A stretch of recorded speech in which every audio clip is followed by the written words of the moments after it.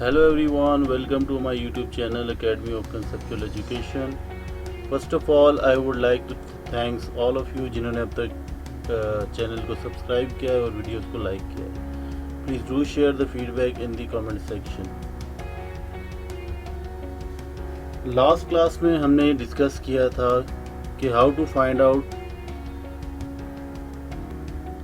हमने डिस्कस किया था कि कॉम्प्लीमेंट ऑफ एन इवेंट का कॉन्सेप्ट डिस्कस किया था एंड देन हमने ये डिस्कस किया था कि how to find out the probability of an complement event. और इसका एडवांटेज क्या था? इसका एडवांटेज ये था कि आपकी कैलकुलेशंस बहुत सिंपल हो जाती हैं.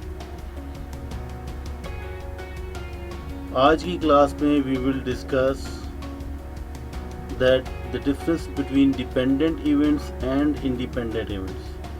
लास्ट क्लास में हमने कॉम्प्लीमेंट इवेंट्स को डिस्कस किया था. अब हम इंडिपेंडेंट इवेंट और डिपेंडेंट इवेंट्स की प्रोबेबिलिटी फाइंड करेंगे और इसके कॉन्सेप्ट को डिटेल में डिस्कस करेंगे. सो डिपेंडेंट इवेंट्स और इंडिपेंडेंट इवेंट्स, आपको नाम से शो हो रहा है कि इंडिपेंडेंट इवेंट्स वो होते हैं जो प्रीवियस इवेंट्स के साथ की वजह से इफेक्ट ना हो. For example tossing a coin. अगर आप एक कॉइन को टॉस कर रहे हैं, दो कॉइन्स को आप टॉस कर रहे हैं, तो ये इवेंट एक दूसरे को इफेक्ट नहीं कर रहे.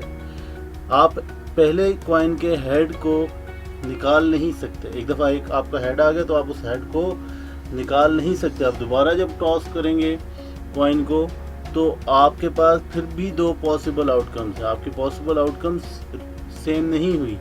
सो इट मीन्स कि आपने जो पहले टॉस किया था वो अब जो टॉस करेंगे उसको इफेक्ट नहीं कर रहा, इसीलिए it is an independent event.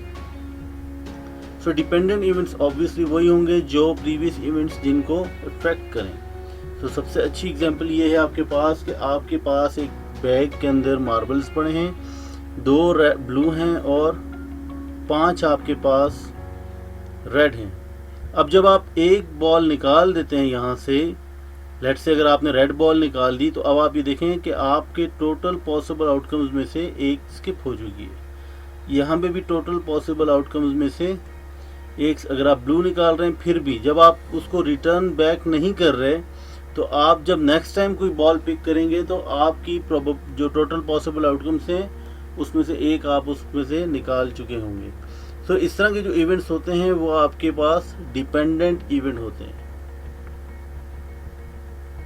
अब मैथमेटिक्स 4024 के कोर्स के हिसाब से हम कुछ कीवर्ड्स हैं जिनको हम डिस्कस करेंगे कि बार बार इन क्वेश्चंस के अंदर, पेपर के अंदर इन क्वेश्चंस को इन कीवर्ड्स को यूज़ किया जाता है, जिसकी बेस पे हम आइडेंटिफाई करते हैं अपने डिपेंडेंट इवेंट्स को और इंडिपेंडेंट इवेंट्स को. पेपर में इस तरह लिखा नहीं होता कभी भी कि डिपेंडेंट इवेंट है या इंडिपेंडेंट इवेंट है. हम we have to identify it कि ये डिपेंडेंट इवेंट है या इंडिपेंडेंट इवेंट है. अगर वर्ड रिप्लेसमेंट हो, जैसे प्रीवियस एग्जांपल के अंदर था कि अगर आप विद रिप्लेसमेंट, मार्बल की एग्जांपल को ले लें, अगर आप विद रिप्लेसमेंट है it means it is an independent event. Because ये कॉमन सेंस की बात है कि अगर आप जिस मार्बल को निकाल रहे हैं उसको अगर आप रिटर्न बैक कर रहे हैं, so it will not effect the total possible outcomes. अगर आप विदाउट रिप्लेसमेंट कर रहे हैं, जैसे हम एग्जाम्पल को डिस्कस किया था मार्बल्स की, तो उस केस के अंदर it will be a dependent event because वो आपकी टोटल पॉसिबल आउटकम्स को इफेक्ट कर रहा है. सो आई होप कि आपको रिप्लेसमेंट और विदाउट रिप्लेसमेंट का कॉन्सेप्ट क्लियर हुआ होगा. सो इसमें अब हम ये डिस्कस करेंगे कि प्रोबेबिलिटी फाइंड कैसे की जाती है जिसमें रिप्लेसमेंट ना हो. तो रिप्लेसमेंट ना हो उसमें हम फाइंड इस तरह करते हैं कि दोनों की प्रोबेबिलिटीज़ को मल्टीप्लाई कर लेते हैं. अब हम एक एक्सपेरिमेंट डिस्कस करेंगे, एक एग्जांपल डिस्कस करेंगे जिसमें हम इसी केस को डिस्कस करेंगे कि डिपेंडेंट इवेंट्स की प्रोबेबिलिटी किस तरह फाइंड करना है.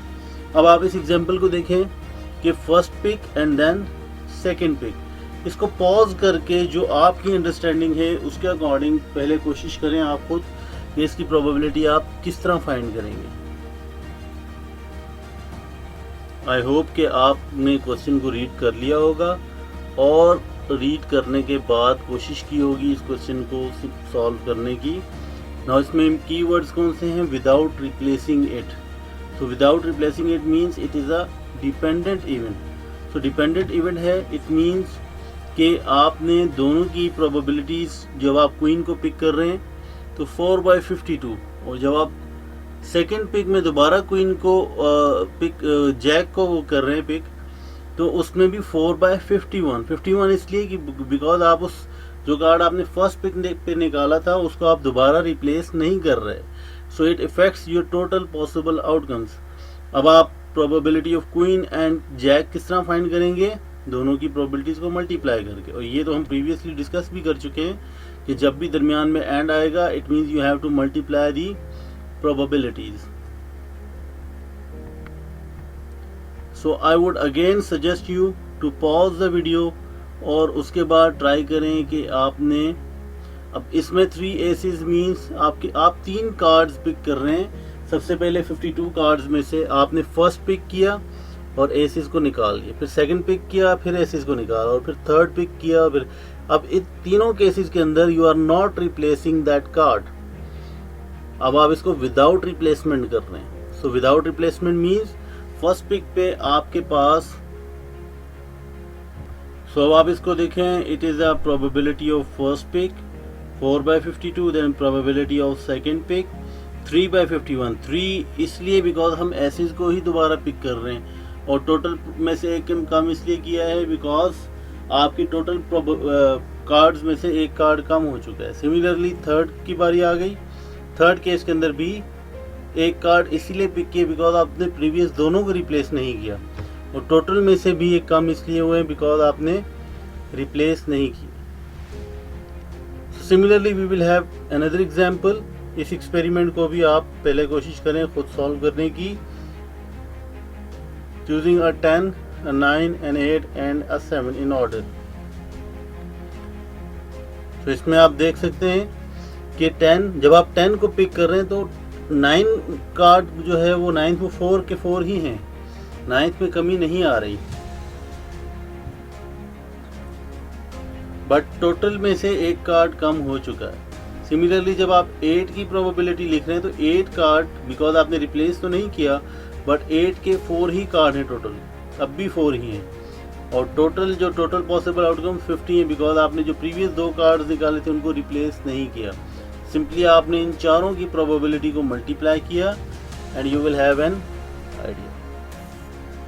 अब इसमें if you will have any question please do ask in the comment section.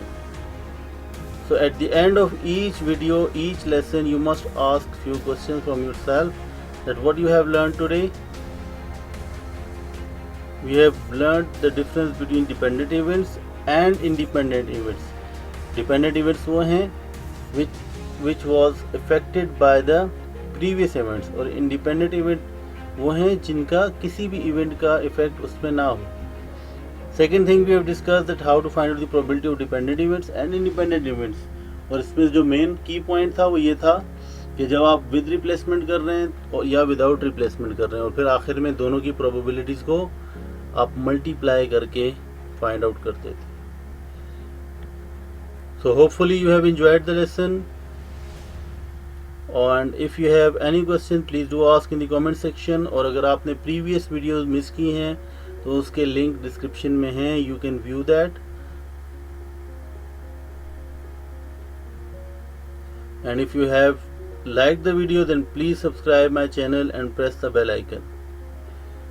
Otherwise please do share the feedback in the comment section. Your feedback is very important, and please do ask the question if you have any question. आप comment section में question पूछ सकते हैं।